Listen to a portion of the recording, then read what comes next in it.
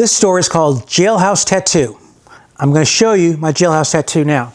If you can get a close-up of that, this is a tattoo that I got in the Seminole County Jail, 2016. Still there. It's a real tattoo. You're probably wondering, how did I get a tattoo in jail? Well, in prison, they have real tattoo guns. People in prison can actually get their hands on a tattoo gun.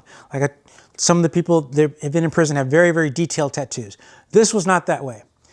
This was done by a guy named Sean Burgess, who was an inmate at the Seminole County Jail. He knew how to give tattoos. And here's how he did it.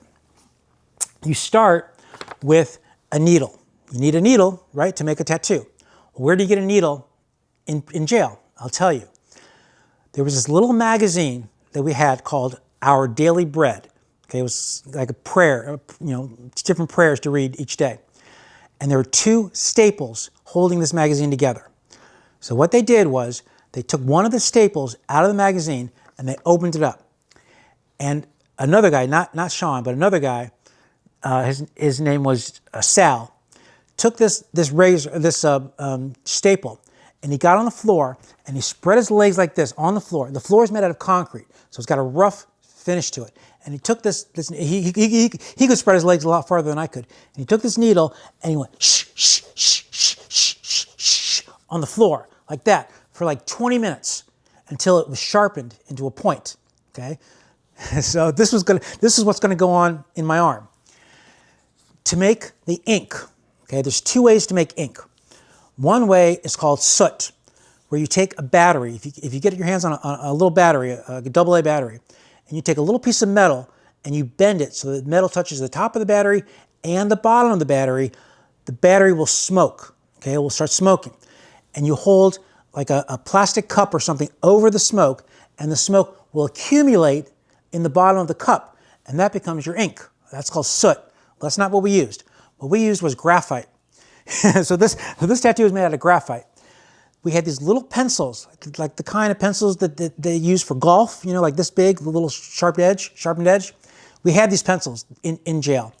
What they did was they opened them up. They took like 3 or 4 of these pencils. They took the graphite, the pencil lead out of the pencil, and they ground it up and added a little bit of water, and that was the ink. Okay, that's how I got the ink on here. And as far as the actual tattoo gun, Sean took a colored pencil. We had colored pencils in jail, and turned it upside down so the flat part was on top.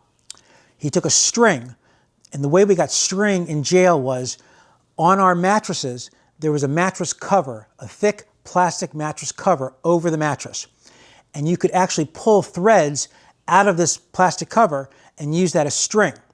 So, it looked like something that you'd see on the Flintstones. So it had the little piece of metal, the staple on top of this pencil, and then it was like lashed together. So they were held together. And then he would take, and then he drew the picture. And what this is a picture of, it starts off as a heart, and it's got Susan's name on the banner.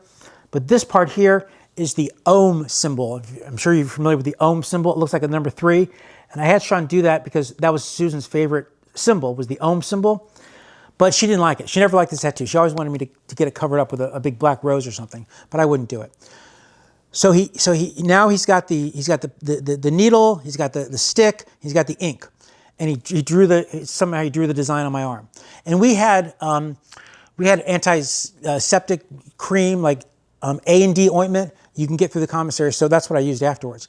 He took this needle, he dipped it in, we had a little cup he used for the ink, he dipped it in the ink, and then he tapped it in my arm. Let me tell you, it was way, way more painful than any tattoo that I've ever gotten. This pop, pop, pop, pop in my arm. It took 2 hours, okay? Normally it would take like half an hour to make a tattoo like this. It took 2 hours.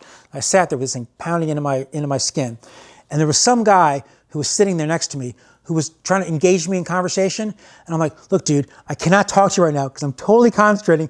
Every time he would hit me with that needle, it would hurt. But if I concentrated on it hard enough, it wouldn't hurt so bad. So I endured 2 hours of this. And then he covered it with A&D ointment, and I kept it clean. I made sure that it was washed. And it never blistered. I never got infected. It never happened. Nothing ever bad happened. The only thing bad happened was Susan didn't like it and wanted me to cover it up. But I didn't. And that's the evidence. Because the reason I did it was because being in jail, I hoped this was the only time I was going to go to jail. So I wanted, the full, jailhouse experience, including getting the tattoo. And I did. And that's the story of Jailhouse Tattoo. Don't forget to read my book, Broccoli Time by Dante Allen, available now on Amazon Books.